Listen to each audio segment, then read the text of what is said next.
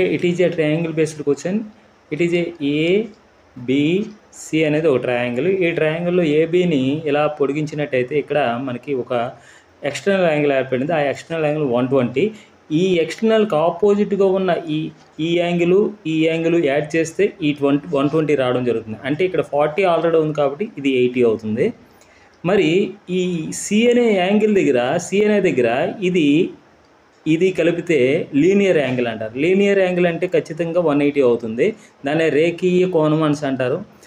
అయితే ఇది 80 అయ్యింది కాబట్టి ఆల్రెడీ ఇది 100 అవుతుంది.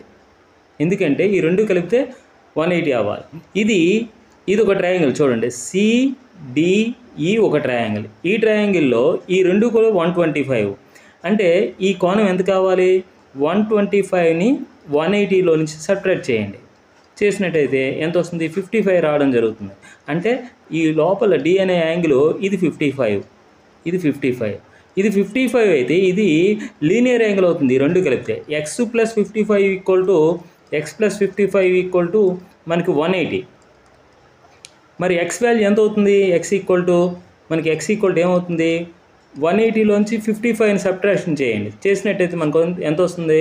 ఇది 5, 10లోంచి 7లోంచి 2 125 అవుతుంది. అంటే x వాల్యూ ఏమో 125 ప్లస్ y వాల్యూ కావాలంటే y వాల్యూ ఇక్కడ ఉంది. y వాల్యూ అంటే ఇది 25 డిగ్రీస్ అంటే ఈ యాంగిల్ ఇక్కడ కూడా 25 డిగ్రీస్ అవుతుంది. ఎందుకంటే అవుతుంది, vertically opposite angles are equal. ఇది 25 అయితే ఇది కూడా 25 అవుతుంది. ఇది 25, ఇదేమిటవుతుంది? ఇది ఒక లీనియర్ యాంగిల్, రేఖీయ కోణం చేస్తుంది. ఇది 120 అయితే ఈ లోపల ఉన్నది 60 డిగ్రీస్ అవుతుంది అనమాట. ఈ రెండు యాడ్ చేస్తే 180 అవ్వాలి.